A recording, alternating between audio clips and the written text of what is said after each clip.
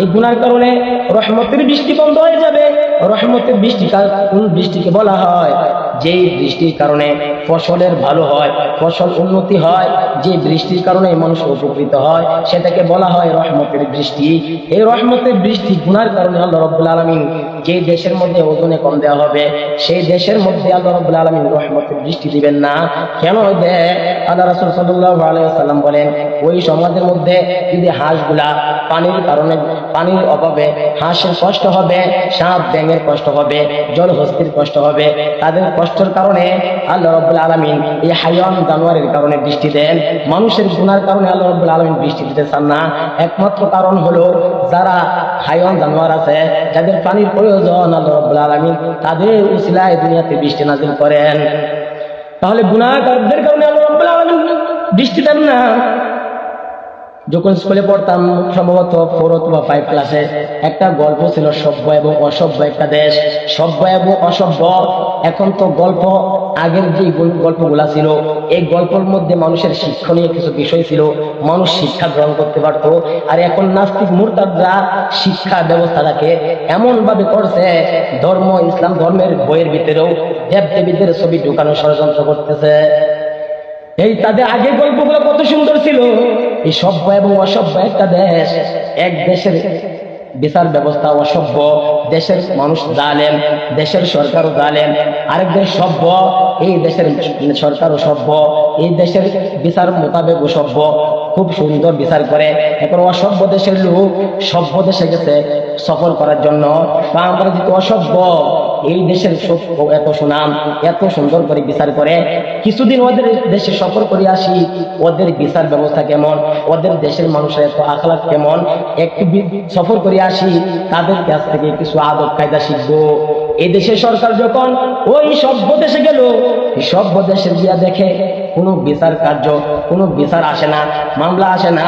কিছুদিন পর একটা মামলা আসছে, মামলা, এক বাদী আরেক বিবাদী, এক বাদী এবং বিবাদী বাদশার কাছে বিচার দিচ্ছে, মামলা দিচ্ছে। মামলা বলতেছে, ও যাবো না, আমি একটা জমিন বিক্রি করছি, ওই লোকটা আমার কাছ থেকে জমিন ক্রয় করছে, ওই জমিন আমি বিক্রি করে দিয়েছি, তো তুমি জমিন বিক্রি করছো, সে ক্রয় করছে।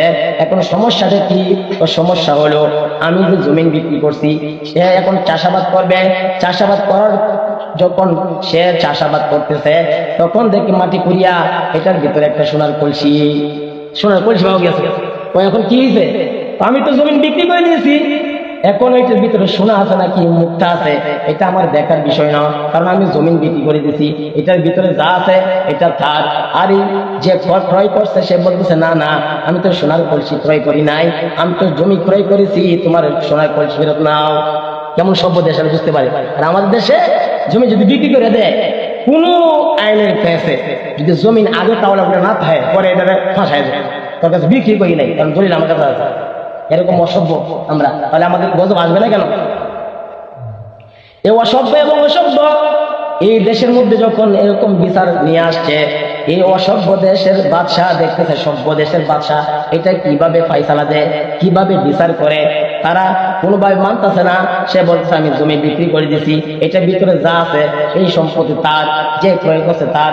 আর যে ক্রয় করছে কয়, এটা আমি নিতে পারবো না, কারণ আমি জমিন ক্রয় করেছি, এটার ভিতরে সোনার কলসি পাওয়া গেছে, এটা আমি নিতে পারবো না। এখন এই দুইটার সমাধান এই বাদশাহ বলতেছে, তোমার উপযুক্ত কোনো ছেলে মেয়ে আছে নাকি? সে বলতেছে, হ্যাঁ আছে, আমার একটা ছেলে আছে। বিবাদী বলতেছে, আমার একটা মেয়ে আছে। এই বাদশাহ বলতেছে, তোমাদের ফয়সালা, তোমার ছেলে এবং তোমার মেয়ে দুজনকে বিবাহ দিয়া দাও। এই বিবাহের মাধ্যমে এই যে সোনার কলসি বিক্রি করিয়া তাদের ওলিমা করো, ওলিমা।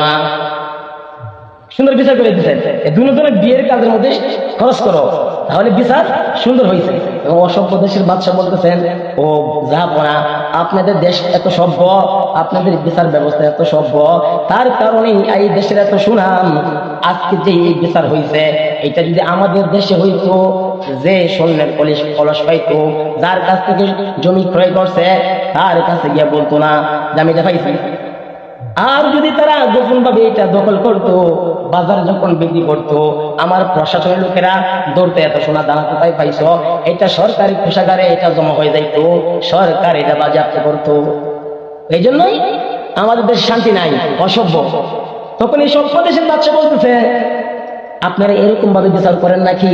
এটা তো জুলুম, এগুলো বিচার তো, এটা তো অন্যায় বিচার। আপনাদের দেশে বৃষ্টি হয়? হ্যাঁ বৃষ্টি হয়। এই বাদশাহ আরো আশ্চর্য হয়ে গেছে, এমন জুলুম করে যে বাদশাহ, এই বাদশাহ এই দেশের মধ্যে কিভাবে বৃষ্টি হয়, রহমতের বৃষ্টি হয়, কিভাবে বৃষ্টি হয়? বলে আপনাদের দেশে কি পশু পাখি আছে নাকি? হ্যাঁ আমাদের দেশে পশু পাখি আছে। এই বাদশাহ বলতেছে এই জন্যই আল্লাহ রাব্বুল আলামিন আপনাদের এই অসভ্যতার কারণে বৃষ্টি দেন নাই, যে বৃষ্টি পাইতেছেন পশু পাখির কারণেই আপনারা বৃষ্টি ভোগ করতেছেন। তাহলে বুঝে গেল, যে দেশের মধ্যে ওজনে কম দেওয়া হয় এই দেশের মধ্যে এভাবে আল্লাহ রাব্বুল আলামিন গজব দেন।